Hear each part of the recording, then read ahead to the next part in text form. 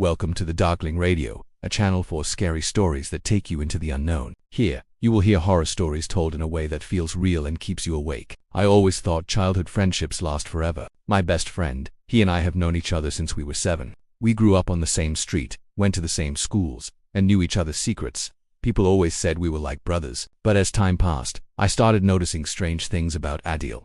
Some things were too weird to ignore, but I didn't want to believe he could be dangerous. It started with small things. He always knew where I was and what I was doing, even when I didn't tell him. At first, I thought it was just luck. But it kept happening. If I went out late, he would send messages saying which streets I had walked on, which shops I passed, or ask if I liked the food I had bought. It made me feel strange, but I told myself it was just a coincidence. The more it happened, the more scared I felt. When I walked home at night, I sometimes felt like someone was following me.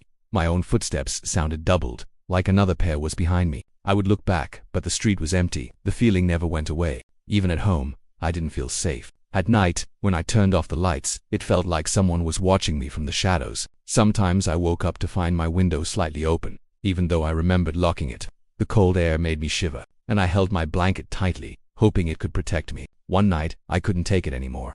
I heard a faint scratching sound at my window. At first I thought it was tree branches outside, but then I realized it was deliberate. Someone was scratching the glass. My heart beat fast as I got out of bed and slowly pulled the curtain back. Outside nothing was there, only the empty street under the flickering streetlight. The silence felt worse than seeing someone there. I stood frozen, staring, until my eyes hurt. Finally, I let the curtain fall and told myself it was just the wind. I got back in bed, but I couldn't sleep. Every small sound, the fridge pipes, even my breathing felt strange. Then my phone buzzed. I grabbed it, shaking, and saw a message from "You shouldn't leave your window open at night." I froze. Someone had been outside my window, close enough to see me, but I hadn't left it open. I was sure I had locked it. And yet, I knew. He always knew. I stared at the message, my reflection faint in the black screen. I wanted to believe there was a normal explanation, but deep down I knew the truth. This was not just friendship anymore. Something dark had been hiding for years, and I could no longer ignore it. The scratching sound outside my window never came again that night, but I didn't sleep. I lay there rigid and wide awake, waiting for the next message, the next sound, the next shadow. And though the night stretched on in silence, the fear only grew heavier, pressing into me until I could hardly breathe. Because no matter how hard I tried to fight the thought, one terrifying question kept repeating in my mind: what if Adil wasn't just watching over me? What if he was already inside? The morning after that message, my body felt heavy, drained of all strength. Every time I closed my eyes, the words burned back into my mind. You shouldn't leave your window open at night. I tried to shake it off as just Adil being strange, but the unease refused to leave me. I avoided him at school, keeping my distance in the halls, pretending I didn't notice when his gaze lingered on me too long. He didn't approach, but his silence felt heavier than his words. It was like he was waiting for something, watching how I would react. Throughout the day, I had the odd sensation that his presence followed me. No matter where I turned, it felt like invisible eyes traced my every move. When I left school, I deliberately took the long route home, weaving through different streets to confuse any chance of being followed. I walked quickly, my head low, but that strange tightness in my chest only grew worse. By the time I reached my house, I was trembling with the conviction that someone had been right behind me the entire way.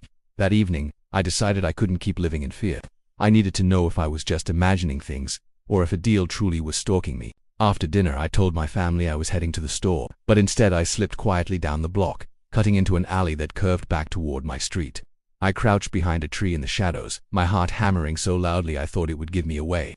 I forced myself to wait, every minute stretching painfully as the air around me grew colder. Then I saw him. Adil stood near my front door, motionless, his posture stiff and unnatural. He wasn't leaning casually or scrolling through his phone. He was just standing there, his body silhouetted under the yellow glow of the street lamp. The sight drained the warmth from my skin. He didn't knock, he didn't call me, he didn't even move. He just stayed there as if waiting for me to return, as though he already knew I was close by, hiding in the dark. I stared for what felt like forever, my body frozen with fear. The longer I looked, the more unnatural his stillness appeared. My best friend, someone I had trusted my whole life, now looked like a stranger wearing his skin. I couldn't bring myself to step out from behind the tree. Instead, I crept silently back around the block and slipped inside my house through the back door. My hands shook as I locked every bolt, double-checking them over and over, though it gave me little comfort. That night, lying in bed, I couldn't stop listening for sounds. The quiet house seemed alive with subtle movements, the ticking of the clock, the groan of wood settling, the faint hum of pipes. But then I heard it. Soft, deliberate footsteps. My entire body stiffened. They weren't from outside. They were inside the house. I held my breath, straining to hear. The steps were slow, careful, as though whoever was there didn't want to wake anyone. They moved closer, each creak of the floorboards tightening the knot of dread in my chest. My throat felt dry as I watched the shadow beneath the gap of my bedroom door. It stretched out long and still, blocking the faint glow from the hallway. The shadow didn't move. Whoever stood there was just waiting. My body screamed at me to scream, to run. But I stayed frozen under the covers, paralyzed by fear. I could hear my pulse pounding in my ears, louder than the silence pressing down on me. Minutes dragged like hours, until finally the shadow shifted and the sound of footsteps retreated down the hall. I didn't sleep for the rest of the night.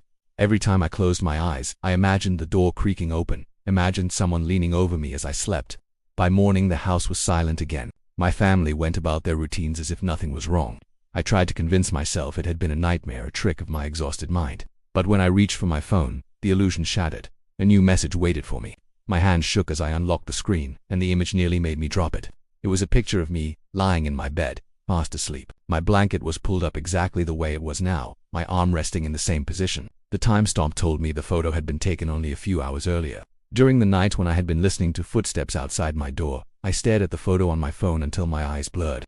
My hand trembled so badly I almost dropped the device. There was no denying what I was looking at. Someone had been in my room while I slept. The thought crawled through me like ice water. My private space, the one place I should have felt safe, had been violated without me even realizing. I wanted to tell myself it was some kind of sick prank, but the more I stared at the photo, the harder it became to believe that. All day I felt like I was trapped in a waking nightmare. Every noise startled me, every shadow made me flinch. I avoided Adil completely, not replying to his messages, not even glancing at him if our paths crossed. But the silence that came from him afterward was almost worse than his constant surveillance. It was as though he was waiting, biding his time for something I couldn't understand. At night, the fear sharpened into something unbearable. My house no longer felt like home. The walls pressed in on me, carrying faint sounds that didn't belong. I heard whispers, too soft to make out words, drifting through the dark like breaths against my ear. I tried covering my head with a blanket, but that only made it worse, trapping me in my own suffocating terror. Sleep was impossible. My body buzzed with dread, caught between wanting to close my eyes and fearing what I might see when I opened them again. One evening, I came home after trying to stay out as long as possible.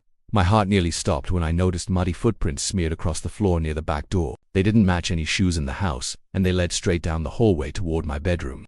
My skin crawled as I followed them, every step making my stomach twist tighter. When I reached my room, my breath caught in my throat. The footprints stopped at the edge of my bed. And lying on my pillow, perfectly arranged as if it had been placed with care, was a photograph. It was a picture of me and Adil as children, smiling together in the sunlight. But Adil's face had been violently scratched out, jagged lines tearing through where his eyes and mouth should have been. Only my face remained intact, frozen in a carefree grin that felt grotesque now. I stumbled back, bile rising in my throat. The photograph slipped from my trembling fingers, but before it hit the floor, something else caught my attention. Carved deep into the wooden frame of my bed were words that hadn't been there before. My knees nearly gave out when I read them. "We'll always be together." I stared at the message, my mind reeling. The letters were etched with precision, as though whoever carved them had taken their time. My heart raced with the realization that this wasn't random. Someone had planned this, had entered my room not just to leave a photo, but to leave behind a permanent market declaration carved into the place where I slept. I forced myself to move, grabbing the photo off the bed and throwing it into the trash. But the carved words remained burned into my vision. I couldn't escape them. That night, every time I closed my eyes, I saw them glowing against the darkness, as though the letters had been burned into the wood with fire instead of cut with a blade. I tried locking my door, wedging a chair under the handle, but it didn't help. Around midnight, I heard the faint creak of floorboards in the hall again. The sound moved slowly, one step at a time, closer and closer to my room. My chest tightened so much I thought I would suffocate. The chair against the door rattled slightly, as though someone had pressed against it, testing the resistance. I held my breath, praying it would hold. After a long pause, the sound stopped, leaving me in suffocating silence. I didn't move until morning light bled through the curtains. When I finally checked my phone again, I found a new message waiting. No words this time, only a picture. It was my bed frame, the carved words clearly visible in the photo, but there was something different. In the picture, the carving had grown longer than what I had seen with my eye. Couldn't take it anymore. The carving, the photos, the shadows in the hallway felt like I was suffocating inside my own life. My house was no longer a place of comfort. It was a cage filled with eyes I couldn't see. I packed a small bag late at night and left quietly, telling no one where I was going. I convinced myself that if I disappeared without a trace, maybe I could break free of whatever was happening to me. My cousin lived across town, far enough away that I thought I might finally feel safe. When I arrived, Exhaustion weighed down every part of me. I told myself I'd finally get a night of peace, surrounded by someone else in the room. My cousin fell asleep quickly, his steady breathing filling the silence. For a while, I let the sound soothe me, but deep inside the tension never really loosened. I stayed awake long after he drifted off, staring at the ceiling in the dark, afraid to close my eyes. Around 3 in the morning I felt something shift in the room. The air grew colder, heavier, as if the night itself was pressing down on me. I turned slightly, my heart thundering, and saw it. A shadow stretched across the wall, moving slowly toward the doorway. My blood froze. It wasn't my cousin, he was right beside me, breathing steadily. This figure was tall, motionless, and its presence filled the room like a silent scream. I grabbed my phone, fumbling with shaking fingers to light up the screen. The glow pushed back the darkness for a moment, and the shadow was gone. The room was still again, as if nothing had been there. I forced myself to breathe, telling myself exhaustion was making me hallucinate, but deep down, I knew I hadn't imagined it. By morning, sunlight filled the room, but the fear from the night before clung to me like a second skin. I reached for my phone to distract myself, but when I saw the notification, my stomach turned. Another photo had been sent to me while I slept. My throat tightened as I opened it. The picture showed me and my cousin lying in bed, both of us sound asleep. My body went rigid as I examined it closer. The angle was impossible. It had been taken from inside the room, just a few feet away. Neither of us had stirred. But the worst part wasn't us, it was the background. Behind us, in the far corner of the room, stood a blurry figure. The details were indistinct, but the shape of the body was unmistakable. The broad shoulders, the slouched stance, it looked exactly like a dio. My skin prickled as I lowered the phone, the weight of dread nearly suffocating me. I wanted to scream, to wake my cousin, to demand an explanation, but my voice caught in my throat. I sat frozen in place, replaying every detail over and over in my head. I hadn't told Adil I was coming here. No one had known, so how could he have found me? The rest of the day blurred into paranoia. Every corner, every sound, every flicker of shadow made me jump. My cousin didn't notice, too distracted with his own routine, but I felt hunted. I couldn't shake the thought that no matter where I went, Adil was already one step ahead. That night, I refused to sleep. I sat upright with my back against the wall, staring into the shadows, my phone clutched tightly in my hand. Hours crawled by in suffocating silence until finally, exhaustion threatened to drag me under. My eyes grew heavy, and for just a second, I lost the battle. A sudden vibration jolted me awake. My phone buzzed with another message. My heart sank as I opened it. It was another photo, this time of me, sitting exactly as I was in that moment, my back against the wall, my phone in my hand. The image was perfect, down to the smallest detail, but the perspective wasn't from across the room. It was from right above me, looking down as though someone had been standing inches away, watching the entire time. I couldn't breathe when I saw that last photo. My own image stared back at me, frozen in the exact position I was sitting in, my back against the wall, my phone clutched tight. The angle of the photo was wrong. It wasn't from the door or the corner of the room. It was taken from directly above, as if someone had been leaning over me, close enough that I should have felt their presence. My stomach twisted as I realized there was no way I could have missed it, unless whoever took it didn't he want me to notice. Panic swallowed me whole. I shook my cousin awake, but the words died in my throat before I could explain. How could I tell him that my best friend, the boy I had trusted my whole life, was somehow breaking into my rooms, following me through the city, taking photos of me while I slept? Even worse, how could I explain the impossible angles? The way the pictures felt like they were taken by something that wasn't even human. He would think I was losing my mind. I left before sunrise, dragging my bag with me, determined to face the truth. My house felt like the only place I could confront this nightmare, even if it meant walking straight into whatever trap was waiting for me. When I unlocked the door and stepped inside, the silence was suffocating. Every creak of the floor made me flinch. Every shadow in the corners seemed to breathe. My bedroom was worse than I remembered. Drawers yanked out, clothes shredded, old photographs torn into pieces that littered the floor like dead leaves. But in the center of the chaos sat a box I had never seen before. My hands trembled as I knelt and opened it. Inside were dozens of photographs of me sleeping, walking, eating, even sitting alone in my room. Some were recent, but others stretched back years. I stared at one where I was no older than 10, lying in bed in my childhood room, my small face twisted in dreams. The thought that Adil, or something wearing his face, had been watching me since then made bile rise in my throat. But the longer I sifted through the pile, the worse it became. Some of the photos were impossible.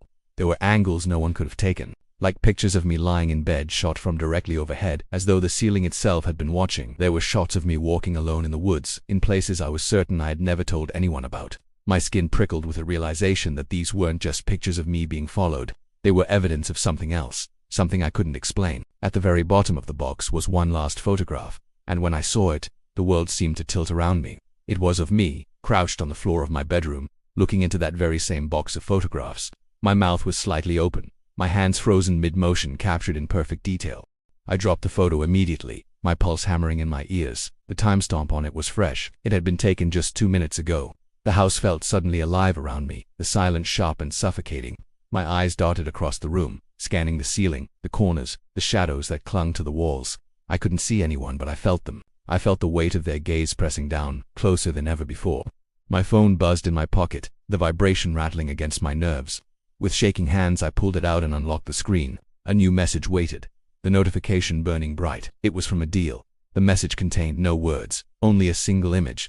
My throat tightened as I opened it. This time, the photo wasn't of me. It was of Adil himself, standing outside my house, his face twisted into a smile that didn't belong to him. His eyes were completely black, bottomless pits that seemed to swallow the light around them.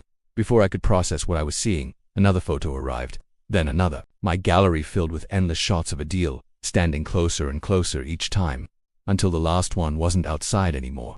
The final photo showed him inside my room, standing directly behind me, his shadow falling across my shoulders as I stared into the box.